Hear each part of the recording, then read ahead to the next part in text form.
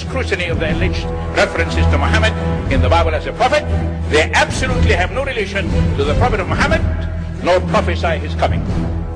Muhammad is not mentioned in the Old Testament. Muhammad is not mentioned anywhere from Genesis to Revelation. Muhammad is God's true messenger. That's a joke.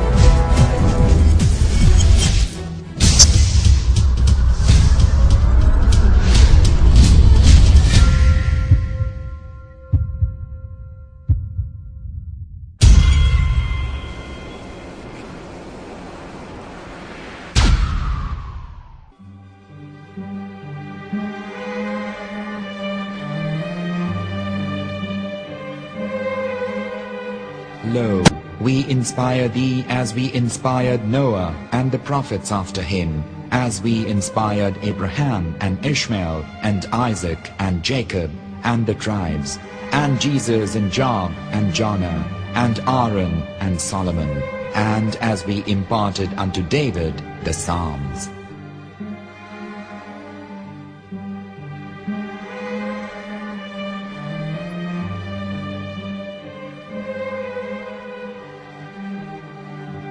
The verse we've just heard is from chapter 4 of the Quran.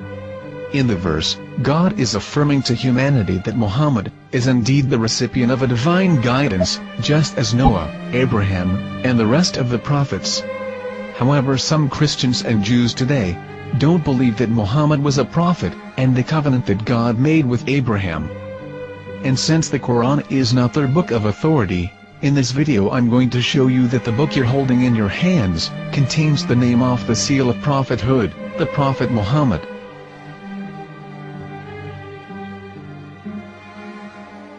As known, the Old Testament was preserved in the Hebrew language. In the 5th chapter of the Shir HaShirim, which is one of the 5 Megillat or sacred scrolls that are part of the Hebrew Bible, or for short the Song of Solomon, as Christians know it today. That chapter is discussing someone. Jews will say it is discussing Solomon, while Christians will say it is discussing Jesus.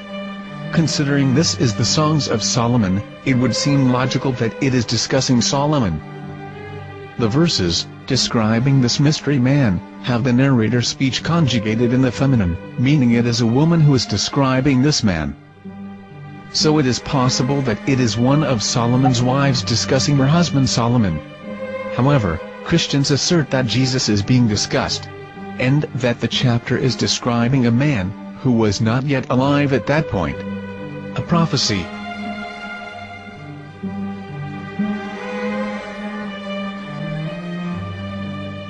In reading the English translation of Song of Songs 5:16, it finishes the description by saying, "He is altogether lovely," but what most people don't know is that the name of that man was given in the original Megillat. Here is verse 16, and how it is written in ancient Hebrew, before introducing the vowels, in the 8th century. From the Hebrew Bible, on scripturetext.com. Here is the word in question. This word is made of 4 letters.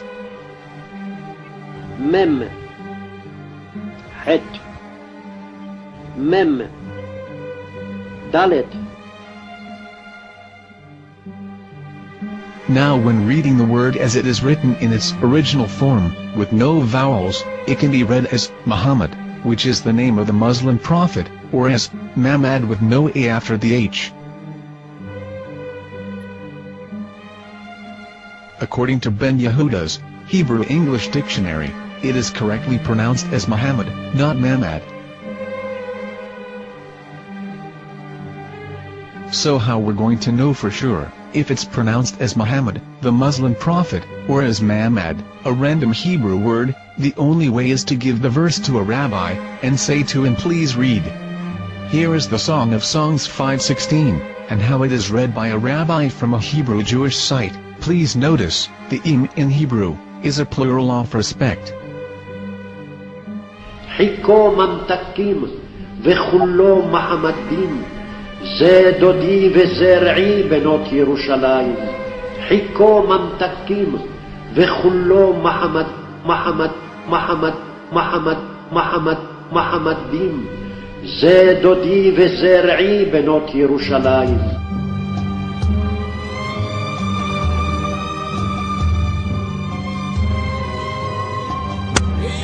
Coming out from the darkness, there are no other gods but God, and Muhammad is his messenger.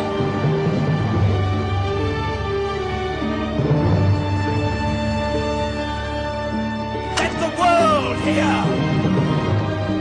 חיכו ממתקים וכולו מחמדים, זה דודי וזה רעי בנות ירושלים. חיכו ממתקים וכולו מחמד, מחמד, מחמד, מחמד, מחמד, מחמדים, זה דודי וזה רעי בנות ירושלים.